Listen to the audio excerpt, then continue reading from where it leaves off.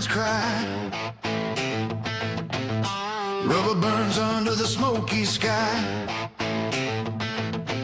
Steel beats racing on the line.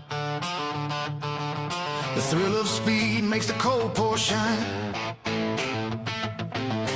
Welcome to pit lane pole, where the engines scream and the spirits soar. Grab a drink, feel the thunder roar. This is the place you've been looking for. And welcome back to Pit Lane Port, ladies and gentlemen, where the laps are fast, the beer is always ice cold, and what a hell of a race in Formula E, bro. It was very entertaining. Let's put it that way. Oh, Even my more goodness than normal. gracious. Way more than normal. And I'm telling you, when we get into our picks, Tim, that we did do shit. We did only pop for 2 points for you and 2 points for me this week. Yeah, when I was watching where everybody ended up at the end of that race, I was like, wow. I was surprised I scored anything. I mean, this makes it so much more interesting for like us, is that like we don't know what's going to happen with Formula E. We never know. We can never predict it. It's not like Formula One where we can predict almost 2 places where in the top 5. Here, you never know what you're going to get. You really don't. So before we get to that and get to our points, Timmy, we have a tradition around here. And I will say, let's go with you first. All right. Well, ladies and gentlemen, I'm drinking the old classic, the fan favorite around here, the Lime Garage beer, where the garage is always open. But tonight, I want to share one of my Father's Day gifts, and I have poured it into this, and I'm going to hold my hand right here. It says, raise a glass to the best dad. This is from the kids, so thanks, kids. Such sweet children. They know me well. So, Sean, I'm hearing you got a little treat for us tonight. I do. And it is also a Lime Garage beer. But I found it. I'm jealous. In the old bottle. Look at that thing, Tim. I know. That looks sick, dude. I love that. It's so pretty. I can't wait for you to tell me how it tastes, like if it tastes any different out of the bottle than it does the can. And it's a twisty. Twist off. Smart guys, you know. I thought I was going to have to pull out a bottle opener for a second. Smells more limey than the other one.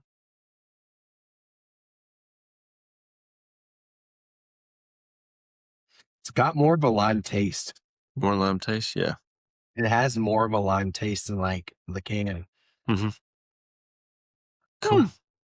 Is it about the same size as like the Coors Banquets? Yeah, it's about the same size as the Coors Banquets. I mean, maybe I'd say probably just a little bit bigger, to be honest. We need to do a comparison sometime. I think I might have to go buy a little pack, and just a little small pack, just to see what because it looks like I'm holding it. It looked taller. Like with my full hand, like full hand hold, and normally like a banquet, I'm normally like at least, you know. Ladies and gentlemen, I can attest. Sean has smaller size hands, so yeah, it's fine. I just play it. I'm playing. I don't know how many ounces are the Coors Banquets. I'll look it up right now. Tell the viewers what that is. So this is 12 ounces. Okay. Of a Lime Garage beer. It is 4% alcohol per volume. It is 95 calories, ladies and gentlemen, which is always amazing when you're watching your calories a little bit here and there. 3 grams of carbs. So if you're watching your carbs, perfect for the carbos. It is. And It's just damn well fucking good. And it's this label. I'm gonna tell you, this label is just so damn pretty. That is a pretty label. It is just a damn pretty label. You said it was 12 ounces. 12 ounces. So Coors Banquet is exactly 12 ounces. So I still feel like this is definitely taller. it might be. It might be taller and a little bit smaller, slimmer. Could be. And then the I Coors like a little bit fatter and a little bit shorter. I like I don't it. know. Cool. Maybe they had to do that just for the fact of like marketing wise, so they didn't get in trouble by Coors. Possibly. There's always But loopholes. we all know that's still better than Bud Light. I mean, it's better than Coors. Bro, can you imagine if Coors came out with a lime beer? I don't think they ever have. Not that I remember. That'd be cool to. Wouldn't it be wish- awesome if they did? Oh I my wish they God. would. Dude, it would be so interesting. Mm-hmm. All right, let's get into the Formula E aspect of this, Tim. No. Hey, I do want to talk about qualifying real quick Get it. before we actually Get get it. into the race. So, for those of you that watched the qualifying, there was something pretty neat. We had an all Andretti, Team Andretti final qual, which was so neat to see them both do so well. If you didn't know, Jake Dennis came out on top there. He did get pole position. And then one other thing that I thought was so cool about qual was that when they were doing, when it was Mitch Evans versus Taylor Barnard, Mitch won by 0.001 over Taylor. And I was like, that's just so cool. I love that. I love when the times are so close like that. But yeah, really, really fun to watch. So for your top 5 of qual came Mm. out to Jake Dennis, Dragovich, Yeah. Evans, Dan, motherfucking ticked him, Surprised me. and then Mr. Taylor Barnard. And then, hold on, I got to give him a shout out too, because he did get 6th. Nick DeFries. He did. Proud of you, Nick. Proud of you. Ross, let's go into this race, Tim. Okay. Let's go. It was crazy. I mean, we had a big old wreck We did. that cost a red flag. If I counted correctly, I think it was 7 cars. Bro, it It was might even been 8, but that one was able to pull away right at the beginning of it. an Envision that pulled away right at the beginning of it. Yeah, it was. He was like, "Oh, I'm caught in it. Okay, I bailed." But Mitch Evans, oh, buddy, It it hurt killed my me. heart. It hurt my heart. It hurt my heart so bad. It was But- wild. It was almost like he got caught in like Yeah. the wheel of that other car, and then the other car couldn't turn. So then they Yeah. just go straight, and I was like, and then everybody was like, "Boom, boom, boom, boom, boom, boom." It's crazy. wild to me. And then they were And trying then to toward- back up and go around. And then towards the end of the race too, my boy Antonio got a 5-second penalty, Ah, no, I saw that. which kept him off the podium. Yeah. Hey, I'm gonna tell you something. Like, we put so much emphasis on this aerodynamics of these cars, but I think you know where I'm going with this. And I know I'm gonna say his name wrong, but it's okay. But Motaro, his whole front bumper was Dude. just doing this, and he was holding position. Holding It off took- Pascal, wasn't he? Huh? Yeah, he was holding off. Yeah. holding off Pascal. Yeah, he was holding off Pascal. And I'm like, what in the world? And we know how quick he is. And it's just like, I think this went on for like a couple laps. Yeah. And he was struggling to get around him. And then finally he got around him. But I was like, that was crazy. He was barely hanging on. There was more body damage during this race than I think I've ever seen in Formula E. I mean, shit, Dan ticked him, got some body damage, came over, just misjudged and just. Yeah. Like whole I front mean- end's just gone. Yeah. And he Wow. still ended up finishing 15th. Mm-hmm. Yeah. But it's kind of crazy. The top guys in the standings right now. What was it? I want to say it was the top three. Yeah, the top three guys top four guys did not get any points this Oh, weekend. I know that had to hurt. So Evans didn't get points. Yeah. Roland didn't get points. Mortara did not get points. That was close. Pascal didn't get points. Yeah. So that really brought it up for like Jake Dennis, man. He jumped all the way up to 5th position now. He's 94 points, and the leader's only 128. Wow. That is a close battle. I mean, Yeah, man. that just tells you right there how quick everything can turn real fast. Yeah. Man, Roland he just didn't have a good race. I was hoping he would, but he just did not have a good race. And then, man, Pepe Yeah. in that Cooper Kiro, Yep. taking second. That was awesome. That's two podiums this year for him. If I could have just got the other Koopa Kiro up there. Wait, isn't that Dan? Isn't Dan the other one? Yeah, Dan. Yeah. Say it right, Yeah. Tim. Say his name right. Dan ticked him. Yeah. Dan motherfucking ticked him.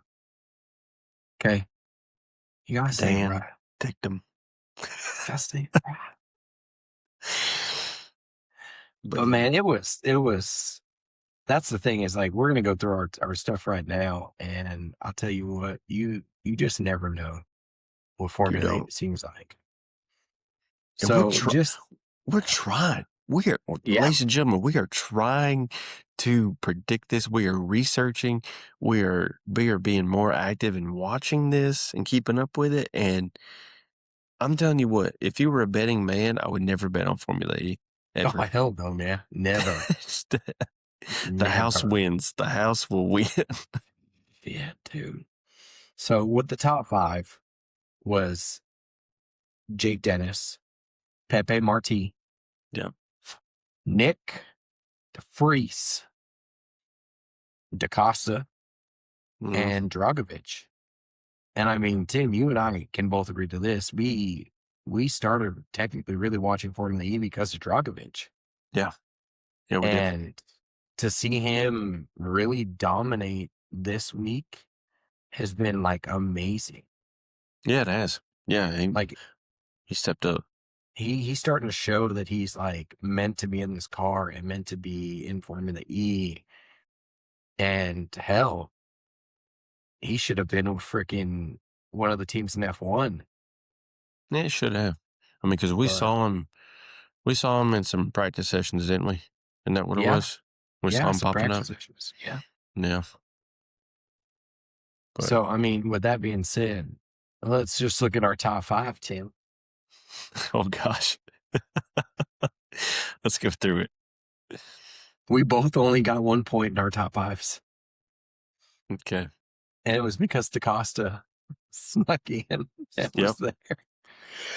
And I'll tell you what, Tim, I was sitting there praying at the end, towards the end of the race. I was like, please just let whoever is in 5th place, not lower than him, not be so close, get away from that 5-second gap. Mm-hmm. Because I was like, we just need 1 point, Jay. And I'm like, if he falls out of the top 5, Tim and I will not have anyone in the top 5. Nope.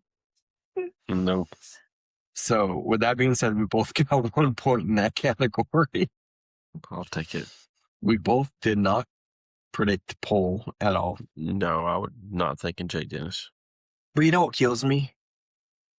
I could have got a better point and a better situation for the turnaround if I would have just chose Andretti.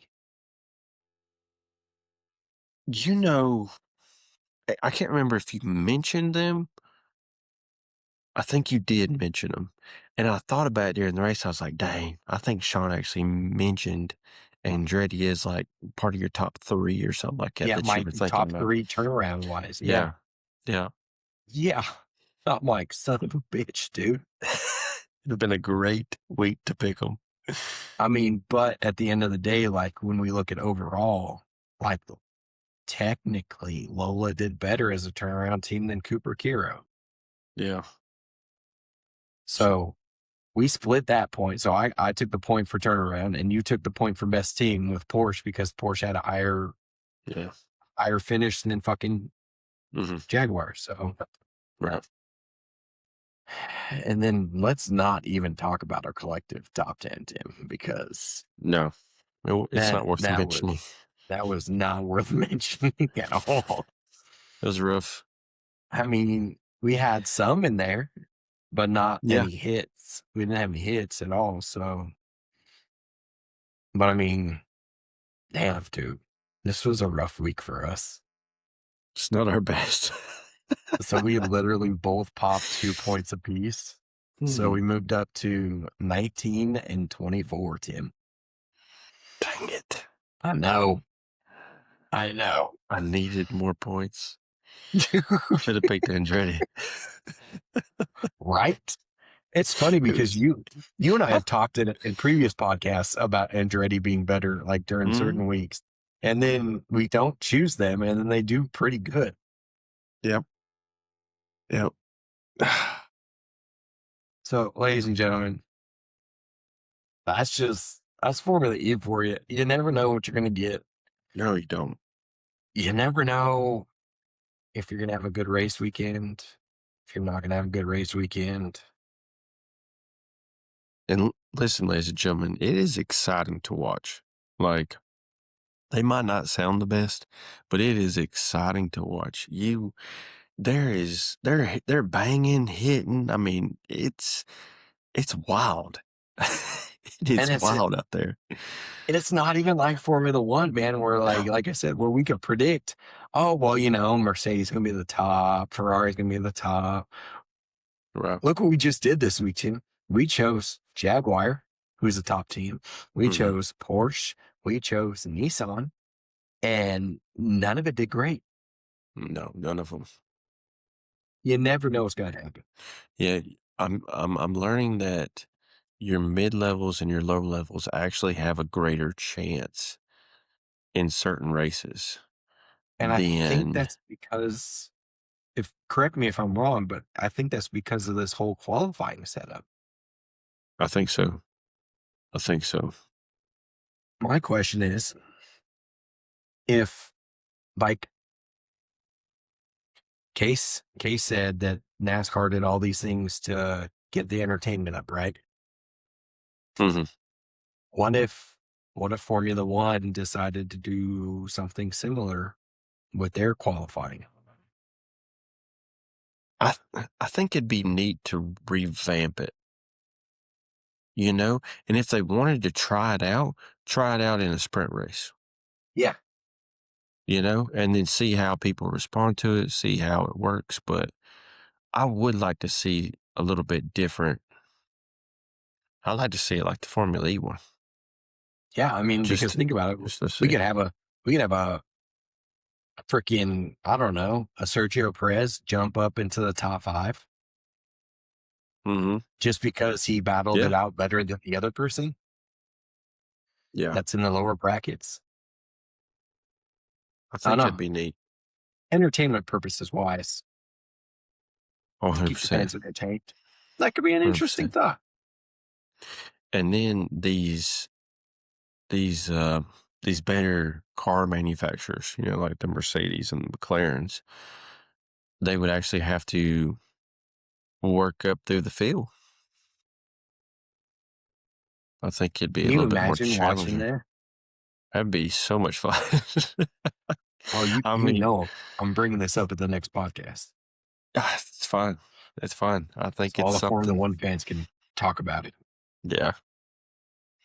I mean, the only time we ever get to see it is when one of the big dogs have to start from the pit lane or they change a power unit.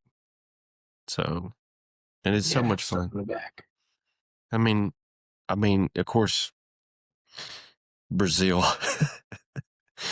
watching Max tear through that field and win was so much fun. And then Max coming from last place to finish like second, I think it was. Yeah. So Still much fun. podiumed? Huh? Still podium? Yeah. Epic.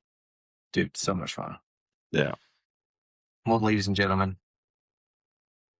enjoy the evening Mm-hmm. with Formula E Talk. Cheers, team. Cheers. And let me hit that music real quick.